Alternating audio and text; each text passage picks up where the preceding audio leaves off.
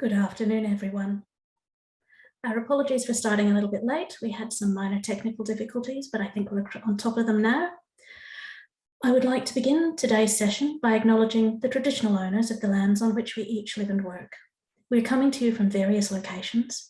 I am speaking to you from the lands of the Wurundjeri Nation. I pay my respects to their elders, past, present, and emerging, and to any First Nations people who may be joining us today.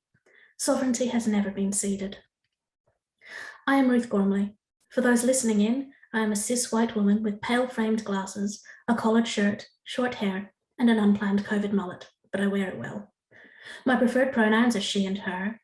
I lead the strategic marketing team at Creative Victoria and am delighted to introduce this final Recovery Roadmap webinar of 2021, a partnership between Creative Victoria and Arts Hub.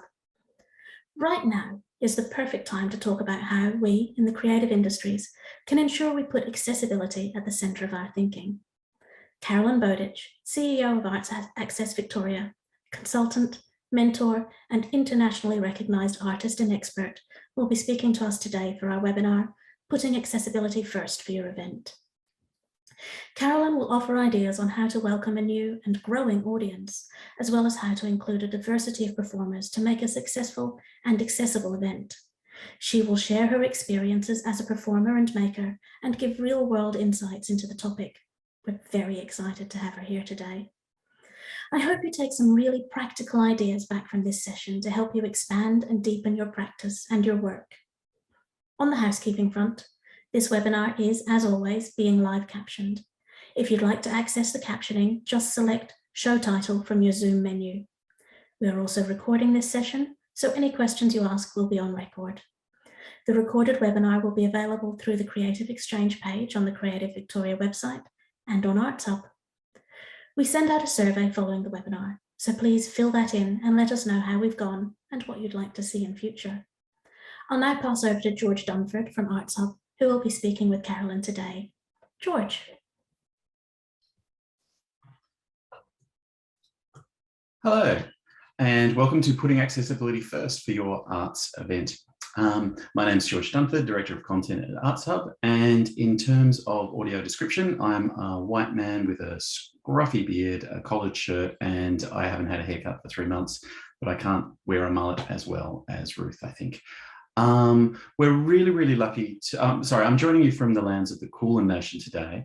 And we're also joined by Carolyn Bowditch, who is not only CEO of Arts Access Australia, but has a real lived experience as a performer and maker that she brings to the role. We spoke to her earlier this year for the Artist Essential Toolkit series, which really looked at accessibility for individual arts projects. So we were quite keen to bring her back to look at how some of those lessons could apply to arts organisations and how arts workers could bring some of the lessons of accessibility into what they do. Carolyn, I wonder if we could start there by looking at how an organisation can prioritise accessibility within an arts project. Hi, George. Thanks so much for having me with you today. I too am coming to you from the lands of the Kulin Nation. I am a short, white, 50-year-old woman who is a wheelchair user, and I'm coming to you from my office at AAV, and I'm surrounded by various things that make my work essential, like brilliant work made by a disabled artist, and of course B1 and B2. So George, I'm trying to think. Your question was about how can organisations put access at the centre of what they do. From my perspective, what I've been discovering is that choosing to prioritise access is a choice. We often think about access, as I said in the recording that we made, we often think about access at the end of a project if we've got time and money. But actually what we need to be doing is shifting that focus forward. We need to be starting from access, starting from a place of access. And Jenny Seeley, who is the artistic director of a theatre company based in London called Grey Eye Theatre Company, talks encourages us to think about access as another performer that we need to schedule, that we need to pay, that we need to costume, that we need to plot in terms of lighting. And organizationally, we could be thinking about it as another employee. What does access need to be part of our organization? How can we be budgeting for that person? How can we ensure that all of our communication is accessible? So we need to be putting it right up front as a first thought. And we often think about access as being really expensive, but access is only expensive if we don't think about it when we're making a budget. If we budget for everything, then actually it's not expensive. It's a planned spend, and then it's not expensive. It just needs to be prioritized and put first rather than last. I guess for a lot of arts organisations, their budgets are very tight, and I wonder if you can give advice for getting that statement in very early, so it's a fact. It's not an option. It's something that we're looking at really at the baseline of a budget. So as soon as you start, accessibility is in there. Yeah, so it's about having a budget line for access as you would for, I don't know, materials for a project or a venue for a project, particular staffing that you might need for a project. If you've got an access line and you allocate funding to it, then it's there and it can't be forgotten. What it also allows us to do by putting access up front in this way is it also makes us think about how we're engaging with that audience. We know the old age, the really old saying of, well, we did all this stuff that was about access and no one ever came. So there's a question about how have you communicated that something is accessible, your organization's accessible, it's committed to it, and also how have you been engaging that particular part of the community to know that that they can come and be involved, because as great as deaf and disabled people are, we're not telepathic. So we need to know what's available, and we're much more likely to assume something isn't accessible because that's our past experience than that it is. So yeah, the more upfront we can be about it, the better. And the more factually we can talk about access, the better. So can we talk about what isn't accessible as well, or being specific about access that might be available? So for example, if we have captions, are they live captions or are they automated captions? That stuff is really important and will help people make decisions about whether they're involved or not. There might be stairs in your venue. Not everybody can't do stairs, right? But people might need to know, is there 2 stairs or is there 22 stairs to get to this performance? So it's being able to be really specific about the access that's available and stating it as a fact. That's a great look at how we can sort of welcome audiences into performances, particularly. I wonder if you could talk a little bit about moving from allyship to leadership within an arts organisation. How you can begin with.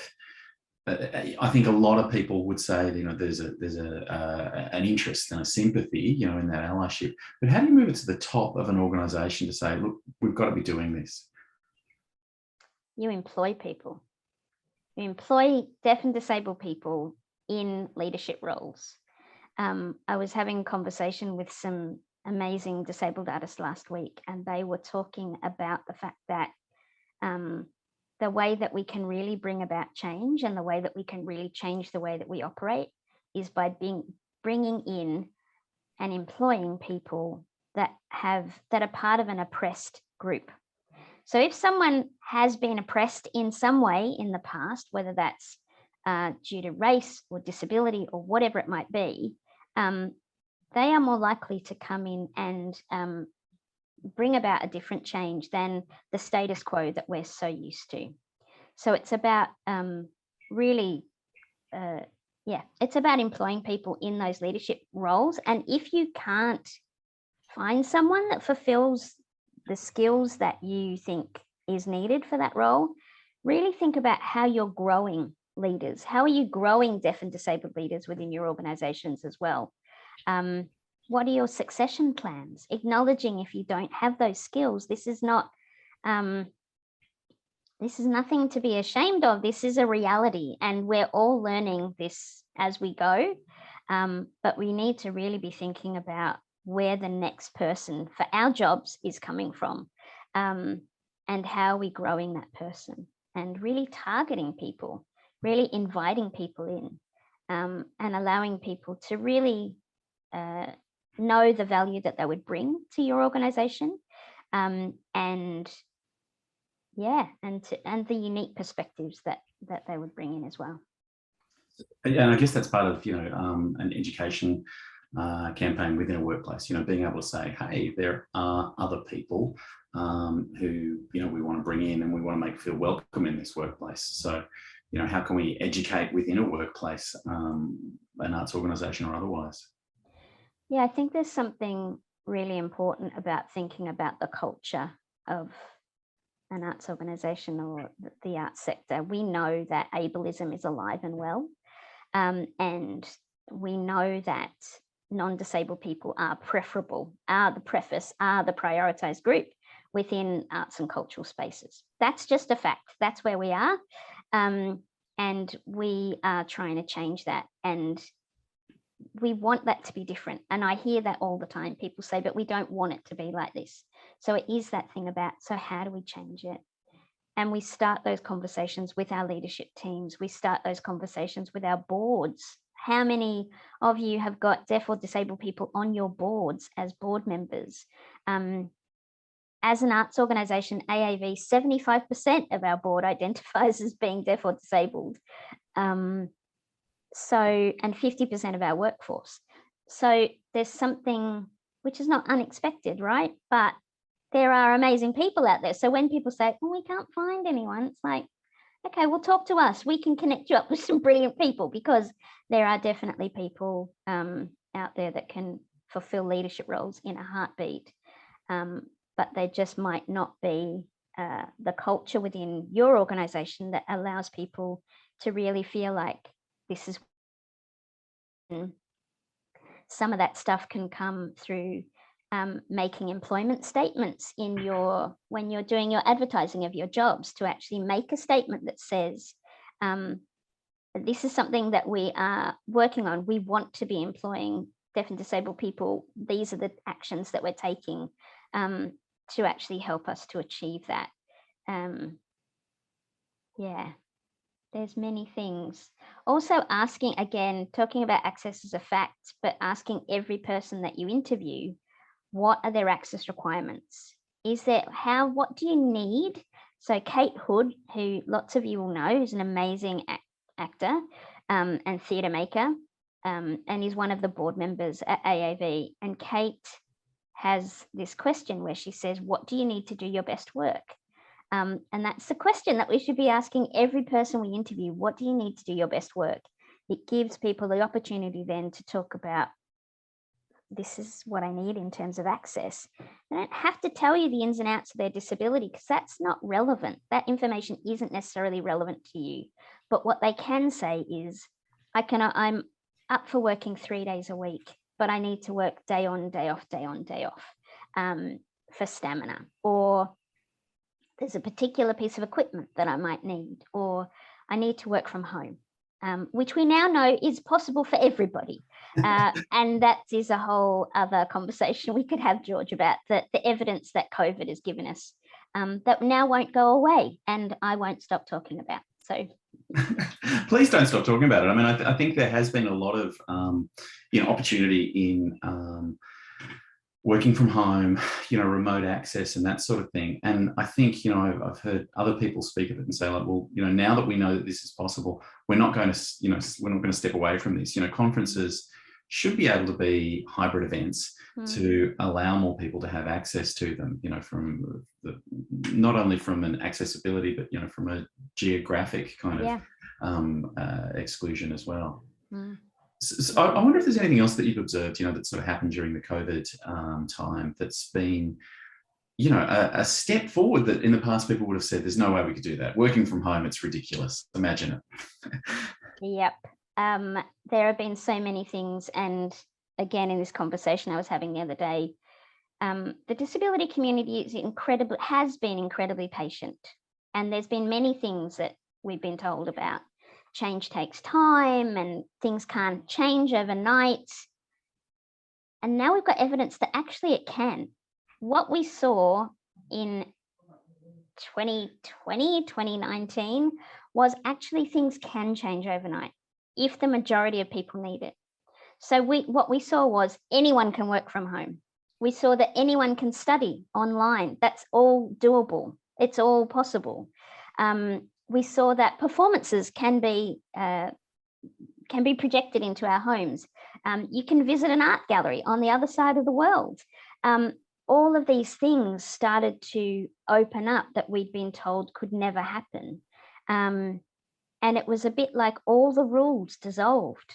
We didn't have funding for that. Oh, yes, we do. All of a sudden, miraculously, there is funding available for that. And it was just really interesting. I think there is a real concern within our community now with this thought of returning to normal or this new COVID normal. And A, we hate the word normal, but B, also this thing about it was broken. Before we had COVID, the system is broken. It's not accessible. It doesn't work for all of us. It works for a majority of the population. It doesn't work for everybody. And it's not to say that what we experienced in COVID worked for everybody either, but we can't let the learnings that we had during that COVID time dissolve and melt away. We've got really good evidence that we collected, and also pattern makers did a whole load of work that talked about the fact that for the disability community coming back to engaging with within arts and cultural activity post-COVID, we know that as numbers increase, people's confidence decreases. So we know that 80% of the disability community that was engaged in the research, we know that 80% of them felt comfortable and confident returning up to 500 people. And we know that once they passed 500 people, it dropped to 40%. But there is this thing, right, called money that becomes the biggest, most dominating thing in our world, especially in the arts and cultural space. And it will always dominate. It will always be the priority. And white non-disabled people always take priority over anyone else. And money's voice will always be louder than any other. But yeah, we at AAV are definitely not letting that pass quietly. Well, and I think it's interesting with the money being a bit of an excuse. A comment from the audience from Robert Sherwood Duffield is that he recently costed some Auslan captioning, received a quote for $3,660, and then got another one for $500. So, if you look around and you look hard enough, it can work. It's probably just that process of just, not hitting that first obstacle dollars wise and going, well, what else is there, and prioritizing things over prioritizing this is, fairness over money really is what we're talking about, isn't it? It's just making sure that everyone has access. Also got a great comment from Sue O'Neill, who is saying live stream events have been amazing. And she's found that there's no need to book taxis and no need to worry about if you're able to access certain venues. So, I think she's had great experience of, being able to to be able to access things in a way that she, previously wasn't able to. Hi, Sue. Sue, if it's the Sue I'm thinking of, Sue used to work at AAV a very long time ago when I started with AAV. So if it's that, Sue, thanks for joining us. It's lovely to have you here. We've got lots of people making comments actually, rather than sort of asking questions. So if you do have a question for Caroline, please drop it in the chat there. We've got, Sue also sort of makes the point again that disability access obviously should be a part of mainstream arts events as well as events for people with disabilities. So I think absolutely spot on. We should be thinking about it across the board and rather than just some events and not other events. I wonder if you can look a little bit into the future for us, Caroline, and just prognosticate maybe on whether as things open up again, do you think we'll still maintain the sorts of gains that we've had, around COVID normal and, being able to expect that events will, be online, be captioned, be available in different formats to suit, different ways of experiencing it?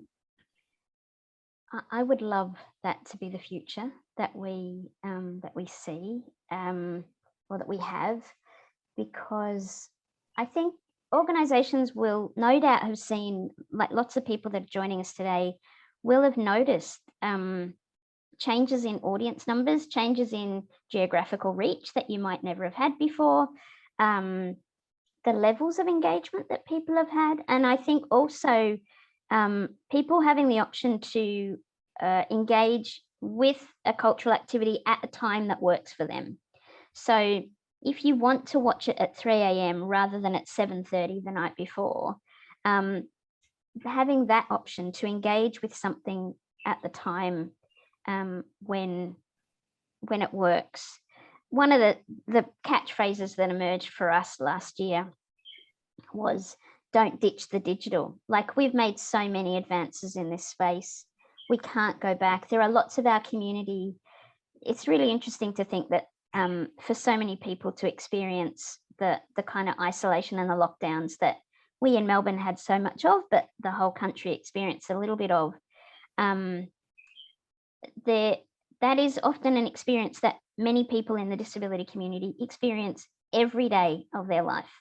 So the fact that you had a tiny taste of what it is to not be able to go to the places that you want to go, or have access to everything, it's a tiny insight. But it's the fact that some of our community are still unable and will forever be unable to get out amongst it. That for us is one of the main reasons why we need to keep that digital space alive and really vibrant, and also seeing as the most amazing opportunity that we've got. Like, digital innovation, it's the next thing. It's the thing that's going to keep us relevant. And I think we need to be really thinking about that, about relevance. What's the relevance of our organizations? We have got a massive population of young, hip, groovy things where everything exists through their mobile phone. And we need to keep engaging with them. But we've also got communities that are far flung and spread across the country, and we need to be extending our offer to them, to everyone as well. Yeah. I think, there is this idea that I love "Don't ditch the digital," by the way. That's such a good, way to look at it. But I think it has opened up, so much more audience-wise for people. I think, we've seen people discovering new audiences that, weren't there in the past. I've got a question from from Claire Mendez, who asks, if we make access a line in our budgets and view it as another employee or artist, in case of, say, the budget for a theatrical production, what percentage of the total budget would you suggest allocating for access? It's a great question. And we ask ourselves that question all the time. So we, at the moment, are running an Accelerate funding program where artists can apply for a chunk of money. So they can apply for $5,000. And we also are allocating $2,500 to each application for access. So that's 50%. That's a lot. I'm not suggesting that you do that, but thinking about at least maybe 10% of your overall budget to be dedicated to access is what I would say is your baseline. Start at 10%. You might need it to be more, but depending on what your level of engagement is. If you're employing disabled artists within your process, it might be more than that. But I would think if you're thinking audience facing, and again, there's massive opportunities there to really think about how are you embedding access into your creative practice? How are you as a director, as an artistic director, as a maker of work, how are you taking on access as the most juicy creative opportunity that you've got? How can you be collaborating with deaf and disabled artists and bringing them into that process to make with you, to bring their skills and expertise and enhance your end product, as well as potentially bringing you a new audience? Because whilst disability, well, deaf and disabled people are not homogenous. We are not a homogenous group. Having met one, you haven't met all of us. But there is something really important about knowing that for many of us, we are very connected, especially the deaf community. The deaf community is a very, it's a community, it's a cultural group, and it's very well connected, and a lot of information gets shared by word of mouth. So yes, allocate money in your budgets, employ disabled people. I've said all these things before, but I'm going to say them again. You will attract new audiences. You will bring in new conversations. You will there'll be constant learning, and you'll get a much more rounded, beautiful, enhanced thing potentially at the end. You mentioned also, I think, before that it's about identifying disability too, and some people may not be comfortable doing that. So I think the statistic is that only 6% of people are wheelchair users, but that's the symbol that we see all the time. I wonder if you can talk a little bit about invisible disability and how to work and plan around that. So we know, I mean, it's the lesser talked about topic, and I think it's one of the most crucial. So we know that 80% of disability is invisible in some way. So yeah, as you alluded to, George, whilst I, as a wheelchair user, am the universal symbol of disability, you'll find me in car parks, at the bottom of ramps, everywhere. But most disability is invisible. So when people think about I don't employ deaf or disabled people, or I don't have anyone in my friendship group, chances are you do, they might just not be sharing that information with you. How people identify is really important, and the more we can create cultures where people feel that they can be their authentic selves, the greater understanding we'll get, and the more accessible will become, and the better we can get at asking those questions. So if we ask something that we've experienced, so we ask obviously all of our employees, we ask all of our interviewees obviously the question about what do you need to do your best work, but we also ask every employee what are their access requirements, what can we do to make this the best experience for you possible as an employer. Then there's a challenge around who do we share that information with? Who is that information relevant to? Because sometimes it can mean that we need to run our meetings differently. We need to we can't meet for more than an hour. And we need to make sure that whoever's speaking identifies themselves before they speak. We need to describe anything that we put on a screen. All of these things just become part of our habitual way of being.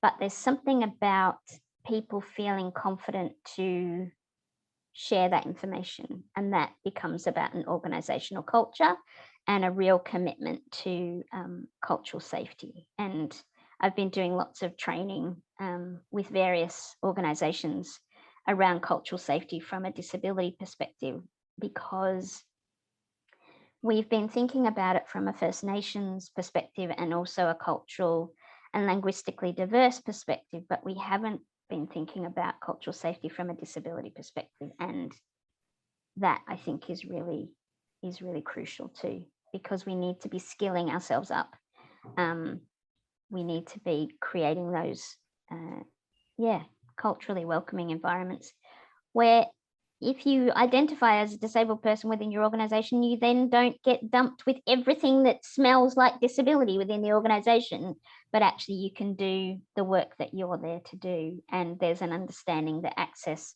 is actually everybody's responsibility, not just one person.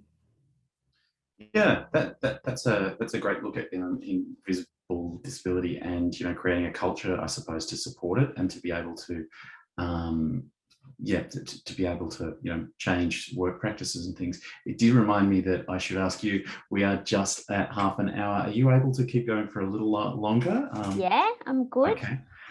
George, sorry, I was just going to say the other really important thing about the kind of cultural change and the invisible disability perspective is that lots of people don't share that information for fear of the consequence of exposing themselves in that way. So the more we start to see disability as an enhancement to our team rather than something that is a negative or takes away or makes us weaker as an organization, but if we can shift that and think about the way that diversity, disability, all those things make us stronger as an organization rather than weaker, then people will be more likely to feel confident and to open up and share that information.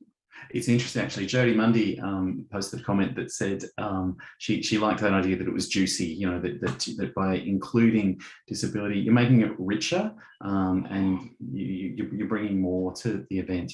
I've just got another question here from Amelia Meany, who would like to know about some of the best accessible events you've seen, and what made them good, but also was it pre-show comms? Was it customer service on the day? Was it features of the venue of itself?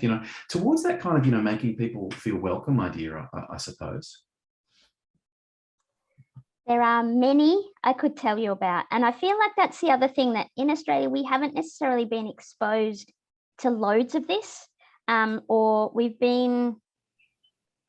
our community has been exposed to this, but we haven't necessarily been able to welcome the rest of the arts and cultural sector into that space with us. Okay, here's one to look up, which is gorgeous. I would encourage you to look at a digital project that was produced in the pandemic that was called Pandemic Postcards. And it was led by a disabled artist called Alex Baldwin. Bulmer, sorry, Bulmer. And I'm sure Richard is desperately looking for it. They're all Canadian artists, and they've made these tiny, beautiful short films. But I also want to direct you to a piece that we were able to produce last year, thanks to support from Victorian government, which is called the Museum of Us. And we commissioned 50 deaf and disabled artists to produce a short or a small piece of digital work that was kind of a projection into the future about the Victoria that we wanted to re-emerge into. What could an accessible future be like? And the Museum of Us gives you 50 perspectives of what that could be, and really shows the diversity of artists. Will introduce you to some new deaf and disabled artists, and also give you an insight into what people are really looking for. And they're looking for access. They're looking for recognition of their value. They're looking for appreciation of their work and wanting to be part of it. If I think about live performance, I mean, Jodie is an amazing maker and has made incredible work with 2 deafblind artists that had never been seen before. Definitely not in Australia pre that happening. I don't think. I've been lucky enough to live in the UK, and so I've been exposed to a lot of incredible work by deaf and disabled artists. And I think coming back, I've realized just how little has been done. But I will selfishly tell you about one piece, and it's a piece that I choreographed and was shown as part of Perth Festival in 2018, which was called The Nature of Why. And I worked with the British Para Orchestra, which is an orchestra made up of disabled and non-disabled musicians. And over the course of some time, I made this work where we had 10 ensemble musicians, a string ensemble of 11 that we picked up in whatever town we were in, and I had to quickly work with them so they could learn the tiny piece of choreography that they had to perform. There were 4 contemporary dancers, and there were no seats. It was all everyone, so an audience of 200, and we were all on stage together. There were seats scattered around if you needed them, but everyone was encouraged to move around throughout the performance. People were encouraged to get up close and personal with the musicians, not personal, but up close to the musicians and their instruments. Every performance was captioned. Every performance had sign language interpretation. Every performance had audio description, live audio description. So when people say it can't be done, that's not actually true. It can be. It takes time, investment, and the desire to do it. It's one of the pieces that I'm most proud of being involved in, and it was extraordinary. And if you look up The Nature of Why, you can see a little 2-minute snippet of the show. But it was joyous. And we evolved that piece because it was so unpredictable. So we would welcome the audience into a whole kind of holding space pre-show and tell them that every individual person is going to have their own experience. There is no vantage point. There is no best place to be part of this show, but actually everyone's going to have their own unique experience. And then we would bring people in. But what we discovered is that if people maybe neurodiverse audience members who need to know what's going to happen, we developed, based on feedback, envelopes that people could take so that they could have a sense of what was coming up. So a bit like social stories, but it would just give people a sense of what was going to happen once they went inside the room, so that it was potentially less fearful. And yeah. That's a very generous answer. Thank you. And I think also on Jodie Mundy, as part of the Darebin Arts Festival, which was COVID interrupted as well, pivoted and had an event that was one of the largest arts events for deaf people in Australia, and brought together many makers and creatives and things. So, again, this idea that don't ditch the digital, it can be richer and more fulfilling. Got a longer question, and I'm going to try and hopefully summarize for Cheryl Ho here, which is, what advice would you give to startups, young collectives, arts companies trying to embed access in their practice, right from the get-go, and creating that organizational culture about making sure that we're embedding it within the very beginning and maintaining it too? So there are loads of resources out there around how to kind of do lots of this stuff, but I would say so much of this learning happens on the job. So much of it's not about sitting down or reading, but it's experiential. I would say there is a level of understanding that we would encourage people to have before they go into it.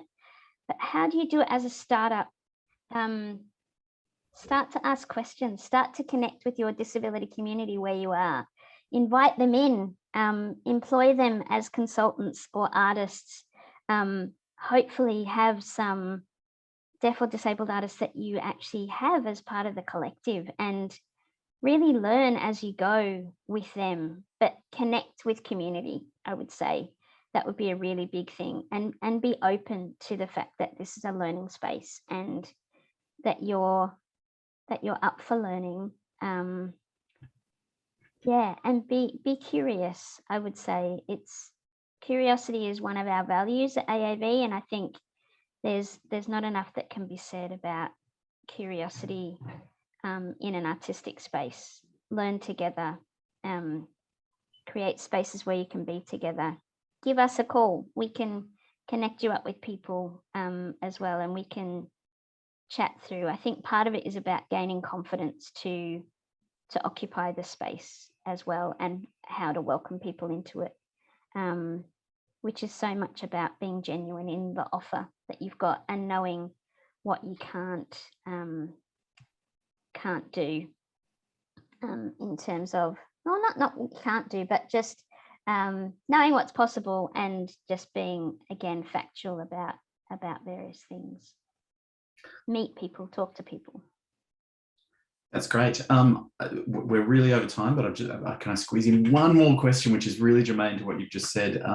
Pia Filippi is joining us all the way from Western Australia, and she has said that she's particularly interested in cultural safety training from a disability perspective. And she's wondering if you've got any other suggestions, particularly as they're in regional remote WA, where they might be able to get access to some cultural safety training.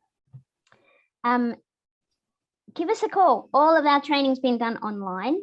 None of it is, it's all being delivered kind of virtually at the moment.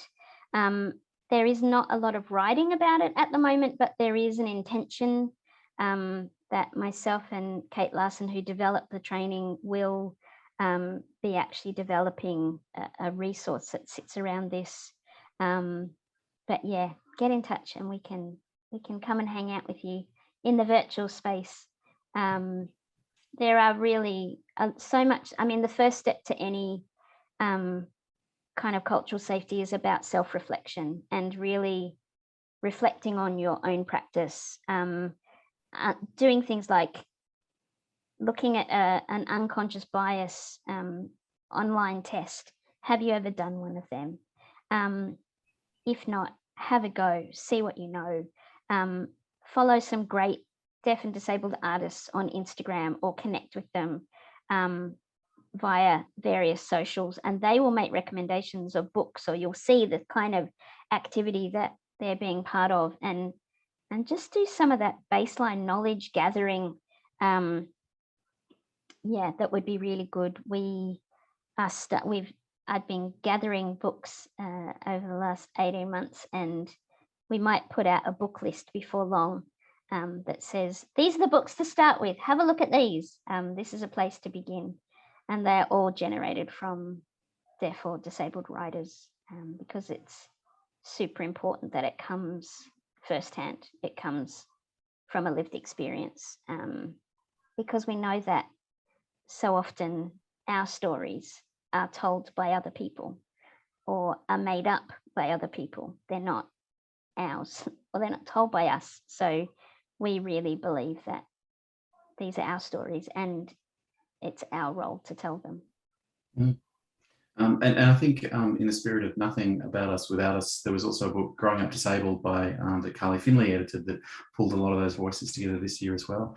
And I think also the things you're saying about connection and the need to connect are super important. The festival I mentioned before, Jodie Mundy has just reminded me, is the Flow Festival Australia, Australia's only deaf arts festival. Yes, and it's amazing. Amazing. Right. I should have said, if you want to learn how to make a festival accessible to a deaf audience, go to Flow Festival, because you can't learn from anyone better. Oh, that's a very high note for us to leave on there. Maybe we better wrap it up there. We're at about 50 minutes after what we billed as about a 30-minute session. So I'm sure there are a lot of people who probably are needing a bit of a break. But thank you so much for joining us and for being so generous and sharing knowledge. We will try and get this video up as soon as we possibly can. We like to make sure that there's a good quality of captions too for when the video goes out as well. But this is actually the last Recovery Roadmap webinar of the year. We've got a survey that we invite you all to fill out at the end of this, asking what you'd like to see in the future, asking what we did well, what we might have missed, and really trying to help us to improve this series. So we hope to see you again next year, but I'd like to thank Carolyn Bowditch for joining us, and thank all of you for joining us. Thanks very much. Bye.